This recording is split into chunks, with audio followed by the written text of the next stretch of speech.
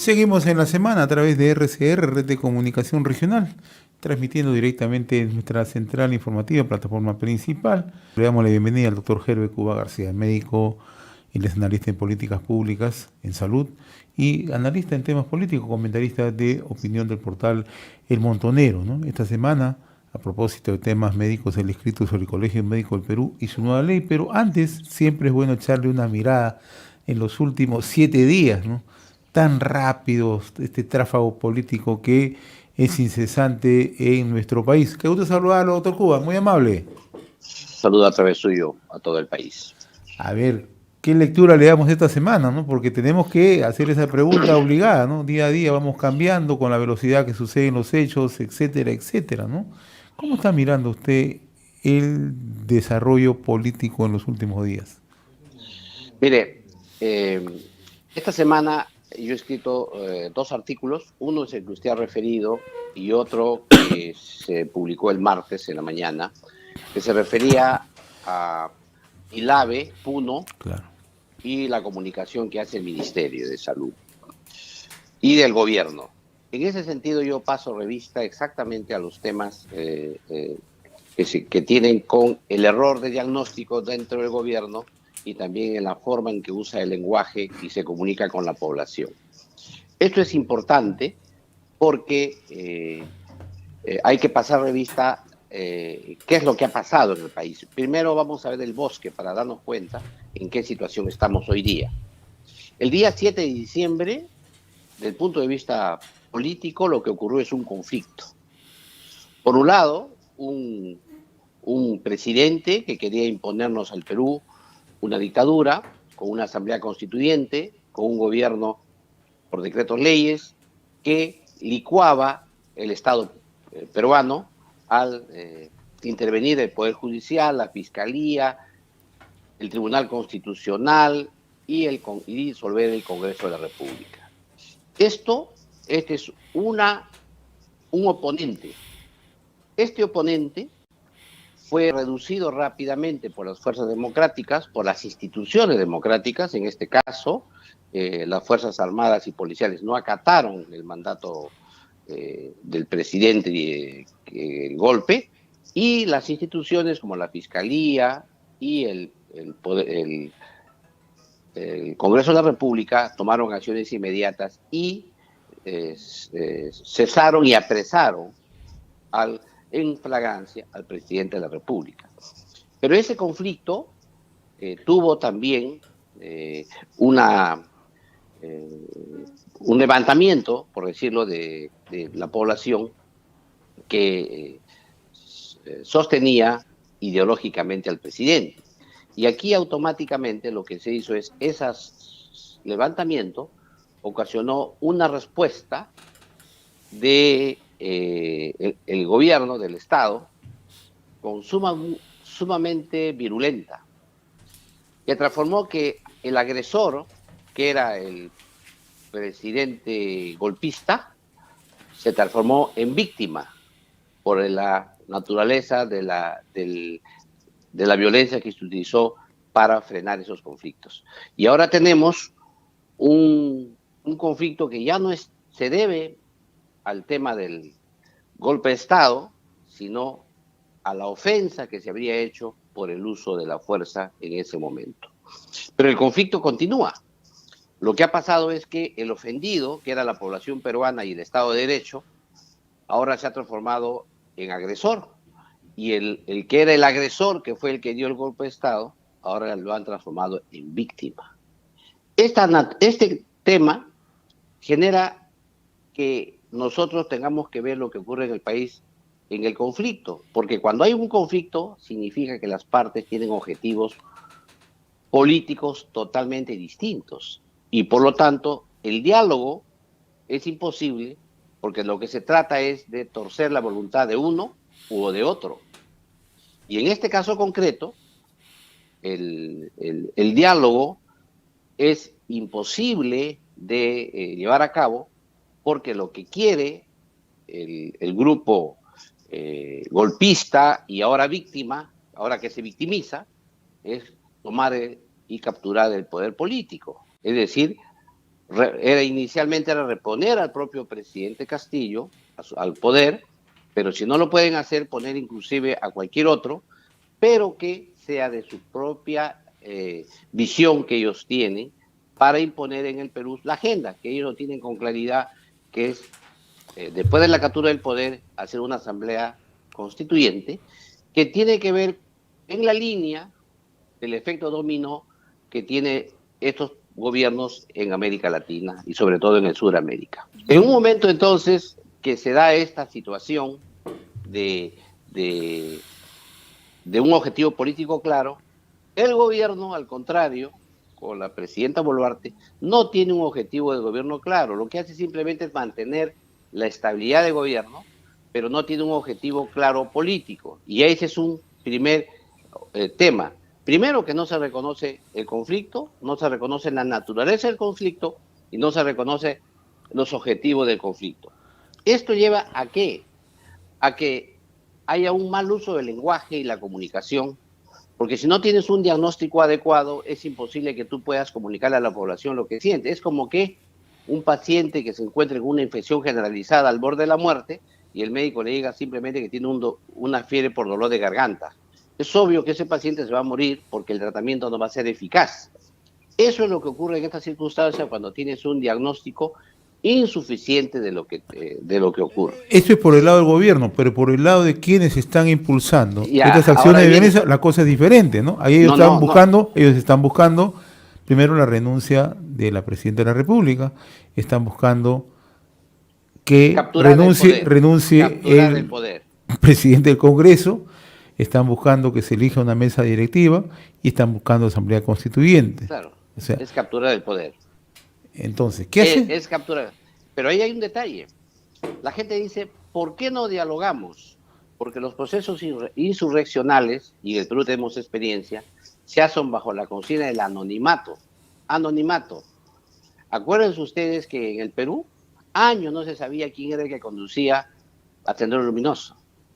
O sea, la característica fundamental de un proceso insurreccional como el que vemos, con objetivo claro político de capturar el poder político, tiene que ver con el anonimato, la reserva y la clandestinidad. Si quiere uno hablar más claro, es un movimiento clandestino, que tiene operadores, por supuesto que tiene, pero están en la clandestinidad.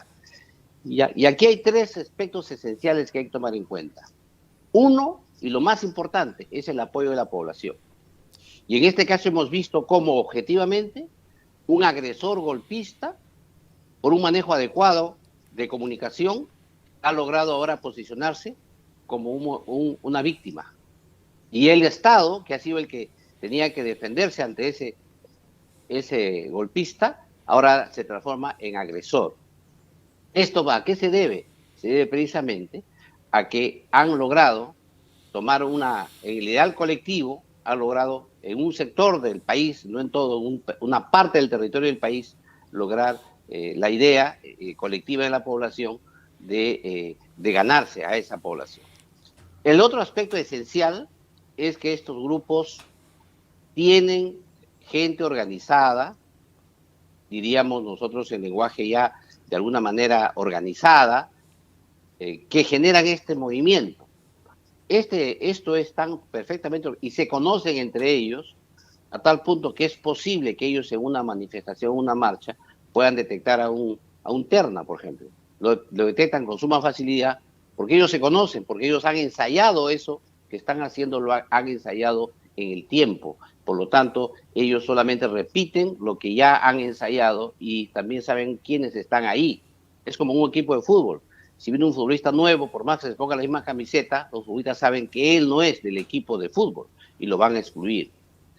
Y el tercer tema que hay que tomar en cuenta aquí es que dentro de este grupo organizado que tienen ellos, tienen gente preparada en hacer conflictos, en asumir inclusive medidas de lucha que le llamarían incluso, como dicen, medidas de lucha superiores en conflictividad, que incluso usan algún nivel de armas y que pueden enfrentar a la policía y al ejército.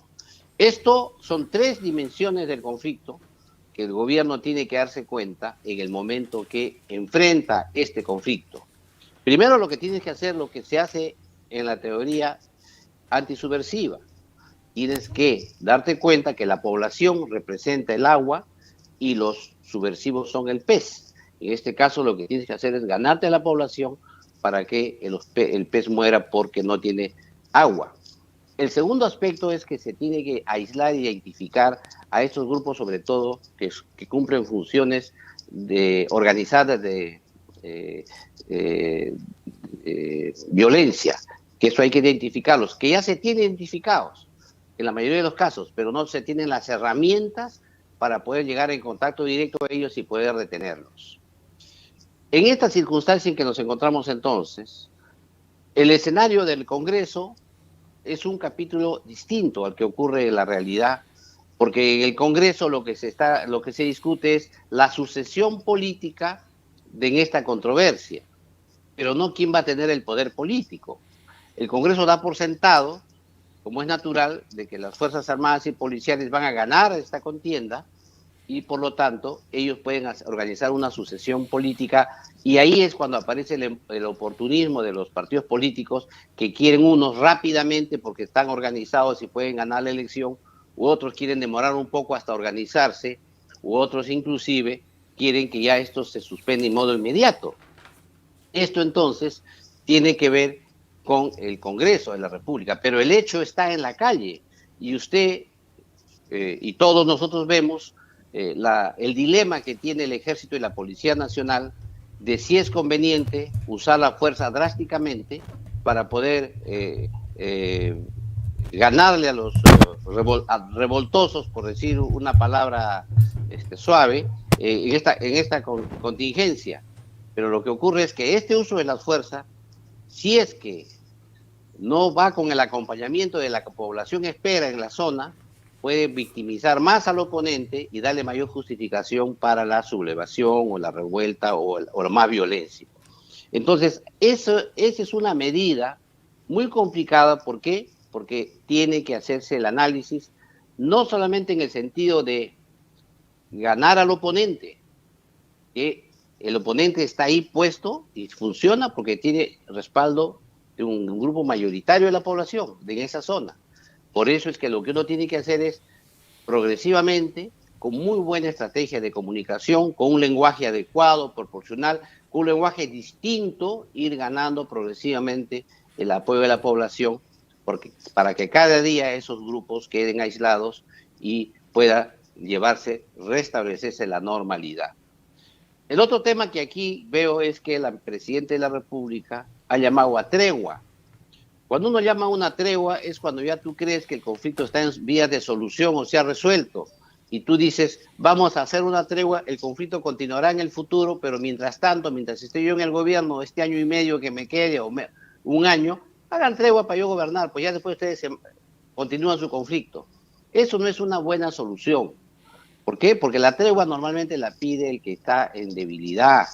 En este caso, la tregua era de esperar que precisamente la pidan los sectores que atizan este conflicto. Sin embargo, esto ha habido exactamente al revés. Por lo tanto, ha demostrado el gobierno una debilidad ante el oponente y también ante la comunidad internacional, porque como es natural, este conflicto interno del Perú, como explicaba antes, forma parte del efecto dominó en América del Sur de partidos y gobiernos que siguen la misma tendencia. Por lo tanto, entonces, en esta circunstancia, en el momento actual, el dilema va a ser un poco región por región. Es decir, una estrategia se tomará en la zona de Puno, otra será la que se tomará en Madre de Dios, otra será la de Arequipa, porque lo que tienes que ver es el pulso que tiene la población en relación a estos grupos. Hay lugares donde ya la población está cansada de estos bloqueos, ya realmente desean que estos grupos desaparezcan lo más rápido posible para poder hacer su comercio, su trabajo y su vida normal, y ahí es probable que la intervención de la fuerza pueda ser un poquito mayor y poder derrotarlos. Pero en otros lugares donde todavía la población apoya esto, el ingreso de la fuerza con el uso reglamentario de la fuerza puede llevar a situaciones que atice más bien el conflicto. Esto es un tema sumamente importante que requiere un manejo político sutil.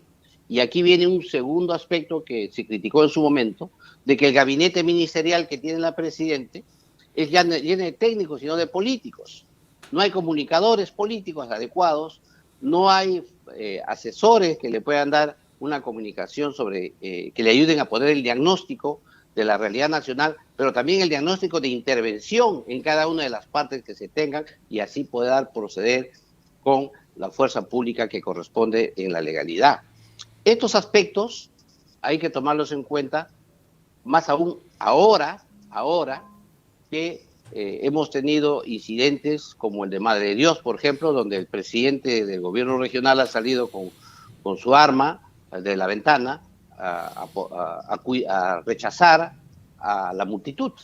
Esto, como es natural, es una medida de sobrevivencia que hace el gobernador regional, pero ese es más o menos el estado ya de la situación en que está la población que no participa o la población que debe estar obligada a participar. El incendio de la casa del congresista Ancachi, también Flores Ancachi de Puno, tiene que ver con esto de amedrentar, de generar terror, para que los propios congresistas tengan miedo de que algo les pase a sus familias y de una vez abandonen el barco del Congreso de la República. O sea, el incendio de la casa del gobernador de Huancavelica tiene el mismo, que renuncien las autoridades de una vez para que asuman nuevas autoridades designadas por ellos. Esto es la construcción progresiva de un nuevo estado de cosas, de una nueva realidad, de un nuevo poder en las regiones. Por eso es importante que el gobierno comprenda la naturaleza del conflicto, comprenda los objetivos de este conflicto, el lenguaje de este conflicto y en qué periodo del conflicto estamos.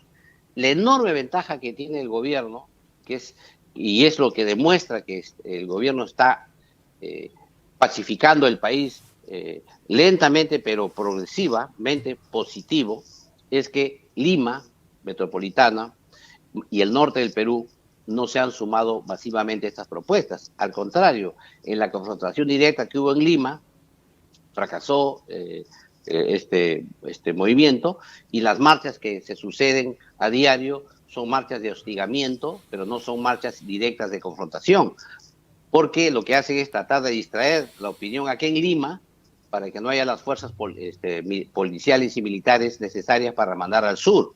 Entonces ellos tienen que hacer conflicto aquí, tendrán que hacer otro conflicto en el norte, algo chico, no importa, pero exige mantener acantonado ahí tropa, policías, etcétera, para poder quitarle fuerza al enfrentamiento en el sur. Pero hay algo más adicional a esto. ¿Qué posibilidad existe de que la fuerza policial sostenga una confrontación lo más pacífica posible, sin llegar al conflicto directo, de contención y resistencia y progresiva disuasión de los pobladores para retirar las carreteras? Esto está en función del número de policías, porque cuanto más número de policías, la disuasión es mayor. Pero si hay pocos policías, la tendencia es al uso de armas de reglamento. Y esto es lo que ellos buscan, que haya uso del arma de reglamento para victimizarse y otra vez presentarse ya no como el oponente agresor que fue el golpismo que dio el expresidente Castillo, sino como un oponente víctima de parte de un Estado que los violenta. Yo creo que ese es más o menos el esquema en que nos encontramos, y aquí necesitamos, así como tenemos claro qué quieren ellos, a pesar de ser clandestinos y anónimos, o sea, a pesar de ser clandestinos y anónimos, ellos tienen sus consignas, 4 consignas claras que usted las ha señalado, pero no tenemos nosotros 4 consignas claras de parte de la democracia y del gobierno. No tenemos acciones de gobierno, unidad de criterio en el lenguaje de los ministros, denominaciones adecuadas a los hechos que ocurren, ni siquiera saben cómo tipificar a las personas que están en el conflicto que hacen uso indebido de la fuerza. No saben cómo decirles, no tienen una denominación. Si le dices terrorista, dicen los terruquean. Si le dices vándalos, también le dicen vándalos porque tienen la concepción española de que los vándalos del norte de Europa invadían España y eso es cultura europea. Eso es lo que sucede, que falta todavía que el gobierno se siente con un comité de crisis, de conflictos, discutan claramente y nos den a la población un lenguaje uniforme para que todos los peruanos podamos comprender el fenómeno. Eso en primer lugar, y en segundo lugar, tener cuidado de no pasar el rol de víctima, que es el Estado peruano, debido a que hubo un golpe fallido de Estado, fallido por la reacción que tuvo el pueblo peruano y sus instituciones, pero golpe al fin, que fuimos víctimas los peruanos y ahora lo ponen al Estado en una posición de victimario. Ese es el tema que tenemos que cuidar nosotros, y para eso la comunicación estratégica, la comunicación de conflictos, la comunicación de los actores, la comunicación de los objetivos de cada uno de las partes es sumamente importante. Nosotros necesitamos tener clarísimo cuáles son los objetivos del gobierno y, por otro lado, desmenuzar uno por uno cuáles son los objetivos de este movimiento insurreccional. Y cuando digo movimiento insurreccional, estoy usando el lenguaje que usó Evo Morales. Evo Morales dijo en un tuit que en el Perú se vivía un proceso insurreccional. Y esto es exactamente lo que estamos nosotros señalando. Y por eso es que la discusión en el Congreso de la República es otra faceta. Es ya, como se dice, post-conflicto. ¿Quién se va a hacer cargo del gobierno? Dan por supuesto que evidentemente va a ganar el gobierno este conflicto en el sur, y por lo tanto, ¿quién va a suceder en este triunfo? Que además, después de este conflicto que sea estabilizado, le va a dar paz al país, porque incluso proponen que las elecciones sean para 5 años y medio, es decir, hasta el 2029, hasta el 28 de julio. Este es un tema de discusión amplio, que espero esta semana, el día lunes, se dilucide en el Congreso qué se va a hacer, pero es quizá para los peruanos lo menos relevante. Como expliqué en un momento, no se puede hacer un proceso electoral en un país convulso. Ni siquiera llegarán las ánforas a sus lugares, y ni siquiera la población tendrá, si no tiene ahorita libertad para abrir su negocio, menos va a tener libertad para elegir a un candidato. Eso va a ser un anforazo y no va a pasar nada, porque lo van a imponer a la fuerza. Una minoría va a tener el control electoralmente. Eso es peligroso. Por eso es que hay que medir las consecuencias de lo que se quiere hacer en el país. Por otro lado, como es un movimiento clandestino, anónimo, no sabemos si es que ellos realmente quieren adelanto de elecciones en esa manera, porque ellos quieren capturar el poder político. No sabemos qué quieren, no sabemos que si mañana se adelantan las elecciones a julio de este año, eso los contente.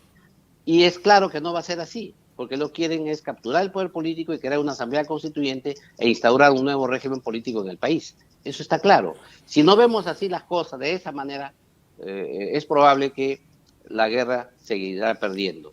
Y este tema, digo guerra, porque el conflicto, cuando ya escala a un nivel de muertes entre dos oponentes que son irreconciliables, ya empieza a configurarse un tema de guerra, aunque la palabra guerra siempre genera resquemor, y esperamos que no lleguemos a ese nivel. Pero es un conflicto cada día más caliente, digamos así, que ocurre en nuestro país. Felizmente, son un grupo que se ha ido reduciendo a algunas regiones, que además dentro de las regiones ya se ven movimientos de población que ya generan repulsa, más bien cólera, enojo por lo que vienen sucediendo, porque hay que comprender que en el Perú casi el 80%, casi 85% de la población es informal, vive sus propias actividades, no tiene patrones, no tiene jefes, vive del día a día, y por lo tanto esas paralizaciones le generan enormes pérdidas a los ciudadanos, a la gran mayoría de ciudadanos, no solamente a la gran. Doctor Cuba, permítanos que te planteemos alguna pregunta, por favor, Carlos. Doctor Cuba, dos cosas, a ver. Lo que usted, lo hemos escuchado atentamente, siempre habla que hay una minoría que está empujando estos temas, obviamente, a situaciones radicales, con un respaldo, evidentemente, en algunas zonas de un sector de la población. Pero no solamente es eso, ¿no? Porque también vemos que tienen un respaldo político, ¿no? E incluso la tentación mediática ¿no? de tratar de verlos y posicionarlos como que si fuesen realmente gente que está buscando, ¿no? un cambio para el país en términos positivos. Ese es un punto. Y el otro punto es, de cara, por ejemplo, a este tema y a este juego en lo que estamos entrampados de las elecciones adelantadas. Y ayer o anteayer participamos en una conversación larga sobre estos temas y hicimos una simple pregunta, ¿no? La izquierda institucionalizada, que nosotros vemos y conocemos a sus voceros, está en capacidad de enfrentar un proceso electoral con candidaturas propias, bien estructuradas, orgánicas, o ya han sido rebasadas por otros sectores ultra radicales que han hecho un trabajo político en los últimos 20 o 25 años, y estamos hablando, por ejemplo, de las estructuras organizadas que tiene el Movadef, que incluso estuvo a punto, ¿no?, de inscribir un partido político, y lo hubiese logrado si es que las normas y las instituciones no alertaban y ponían freno a una situación para no permitir que una organización vinculada al terrorismo tenga una representación legal y pueda asumir eventualmente el poder y socavar, ¿no?, al Estado, ¿no?, y el modelo de gobierno que tenemos desde adentro. ¿Cómo aprecia usted estas cosas? Mira, dos cosas. Primero, usted ha señalado el tema de la discusión del Congreso, de los grupos estos que pelean en las elecciones, etcétera. Yo le comento que cuando tiene un conflicto, uno tiene que ver cómo va a ser cuál es la naturaleza, es decir, quién gana, quién pierde. Aquí de qué se trata, que lo que gana uno pierde el otro. Así siente la gente. En estas circunstancias, si gana que no haya asamblea constituyente, sigue ganando las transnacionales, los ricos, los grupos de poder. Si hacemos una asamblea constituyente, los que van a ganar los pobres, los desposeídos. Entonces, es obvio que un conflicto como este, que hay destrucción de la capacidad productiva del país, destrucción de carreteras, etcétera, pierden todos. Pero ante el imaginario colectivo se presenta eso, que ellos, y eso usted lo va a escuchar en el debate, que los que sostienen la actual Constitución son aquellos que pierden, no quieren perder el poder político, porque los pobres que están luchando ahora son los que van a ganar el poder político. Esa dicotomía de lenguaje permite precisamente justificar las dos posiciones. Por eso es que señalaba que es importante no entrar en esa contradicción, porque eso no es la naturaleza del conflicto actual. Esa es la figura para justificar el asalto al poder político. Esto es un tema esencial. ¿Quién gana, quién pierde?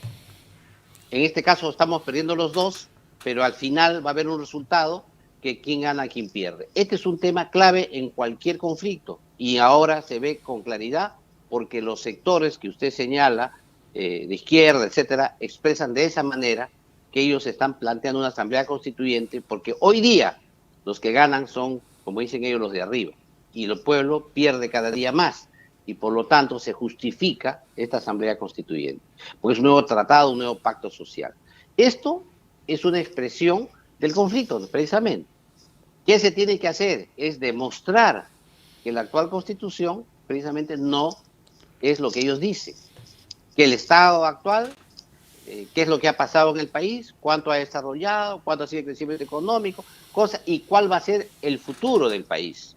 Eso es importante porque la población escucha esta dicotomía y decide por uno o el otro lado. Y lo que se trata es, como expresábamos antes, no tanto es reducir a los violentos, pero también ganar la opinión pública de la población. Esto es un primer aspecto. El segundo aspecto que usted señala ahí es que cuando los grupos de izquierda van a una elección, van a perder las elecciones. Es que ya no es la realidad. Si se logra, ojo, si se logra adelantar elecciones y colocar una asamblea constituyente, la izquierda arrasa las elecciones. Va a arrasar porque son los triunfadores del conflicto. Y los triunfadores son los que imponen una constituyente, no los perdedores. En ese sentido, entonces, la derecha oportunista, que está en el Congreso de la República, que piensa que apurando las elecciones y cediendo a la posición rápida de la calle, van a ganar las elecciones es falso. Porque cuando se imponga la agenda en el Congreso de la República del adelanto de elecciones y Asamblea Constituyente, la izquierda se reconfigura. Es más, muchos sectores del medio, de partidos del medio, se van a pasar a aliados de ellos, porque saben que ahí está el poder de la calle, ahí está el poder de la legitimidad, y ahí va a ser el triunfo electoral. Arrollador va a ser en el próximo Congreso si es que se acepta eso. Por eso es que la contienda a hoy no es en el sentido de decir, señores, el adelanto de elecciones para que la calle se aplaque. No, la calle tiene una consigna clara, los que promueven esto, y esto es lo que hay que tomar en cuenta con claridad. Creo más bien que a pesar de las críticas que le hacemos a la presidenta Boluarte por el uso del lenguaje, por sus problemas de comunicación que tiene, por su falta de coherencia en su manejo político, porque no tiene ministros políticos que le den fuste a su sector para poder unidos poder hacer ganar este conflicto. A pesar de esas críticas, creo que los pasos que da el gobierno, lentos, progresivos, lo que está haciendo es contener el conflicto e ir aislando progresivamente a estos sectores, y yo creo que con un poquito más, afinando un poco más los aspectos, creo yo que se puede instaurar la paz en el país progresivamente. Pero eso no indica que aquellos sectores que quieren asamblea constituyente, que quieren refundar el país, que quieren instaurar una república nueva, etcétera, no van a seguir atizando, pero no tienen el componente importante para lograr ese objetivo, que es la opinión pública generalizada. Acuérdese usted que a un inicio, cuando uno planteaba que se vaya Dina, había hasta un 80% de población que decía que se vaya. Ya las últimas encuestas ya esa cifra ha bajado, y ya la presidenta ha comenzado a tener también un apoyo de los sectores en el país importantes, que permiten asegurar su gobernabilidad. Hay gestos que ha hecho el gobierno muy importantes, como por ejemplo acercarse a que la población la vea rodeada de los cuadros militares y policiales. Eso es un dato muy importante, porque todo gobierno descansa en una alianza cívico-militar. Eso no es malo. Al revés, eso le da fortaleza a la democracia. Lo que es malo es el abuso, y la dictadura cívico-militar es otra cosa. Pero todo gobierno tiene que tener una democracia, es una alianza cívico-militar, porque eso es la democracia. Es una democracia que permite a los ciudadanos que ejerzan sus derechos, pero sin ser abuso de derecho, porque si lo hacen, tienes la fuerza militar y policial para que eso no ocurra. Esto es importante, ese mensaje que demuestra que le da poder al gobierno. Sin embargo, no basta eso. Eso, si no le agregas los aspectos político, económico, social, cultural al tema, evidentemente se convierte, la gente mira solamente la alianza cívico-militar y no pasa más allá de eso. Por eso es importante que el gobierno tome en serio este tema del conflicto que hay y deje de echar la culpa al Congreso a que le resuelva el problema. Ella tiene que gobernar hasta que le toque gobernar, y tiene que hacerlo primero para yugular el conflicto, fortalecer el Estado de Derecho progresivamente, sin violar derechos humanos, ganándose a la población a la adhesión a la democracia progresivamente hasta cuando le toque. Y a su vez gobernar, mejorar la salud, la educación, el desarrollo donde pueda. Y un tema para la gente que está en el extranjero, que no conoce el Perú, no se da cuenta que el Perú tiene una realidad geográfica difícil, accidentada, que una carretera bloquea un pueblo entero. No es lo mismo bloquear una carretera en Alemania, porque tienes otras carreteras para llegar al destino, que bloquear una carretera pues en el Perú. En el Perú tienes una sola carretera para entrar a un valle interandino, una sola. Bloqueas esa carretera, aíslas toda una provincia, un distrito. Entonces, ese bloqueo de carretera es contundente. Entonces, por eso, además, las carreteras están en la parte baja, a veces, o a mitad de los cerros, y los marchantes están sobre las carreteras. De tal manera que cuando el ejército viene, a pesar de que son ellos pocos, ellos pueden tirar pedradas desde arriba, huaracas desde arriba, armas hechizas desde arriba, y evidentemente no puedes mantener la carretera desbloqueada sin estar sujeta a una emboscada. Por eso es lo difícil de este desbloqueo de carreteras en una realidad como la nuestra. Sin embargo, esto va a culminar en modo progresivo cuando estos bloqueos perjudica a la propia población, vean que sus objetivos políticos cada día son más distantes, vean que el Estado central se fortalece cada día más y en consecuencia jugar a la insurrección ya les resulta insostenible y ellos son los que pedirán en un inicio tregua hasta antes de manifestar su derrota. Muy bien, doctor Heber Cuba, yo le agradezco la amabilidad de haber compartido esta comunicación hoy sábado a través de RCR, Red de Comunicación Regional. Ha sido muy amable, doctor Cuba, muy gentil. Muy amable, y ya no pude hablar del Colegio Médico del Perú y lo otro, pero con cargo a la próxima semana. Con el mayor gusto. Le agradezco mucho. Con el mayor gusto, mi estimado doctor Cuba. Es un tema que está pendiente del Colegio Médico del Perú y la nueva ley, con el compromiso de asumirlo en el próximo programa. Un fuerte abrazo. Buen día. Buen día, José Hernández. Gracias.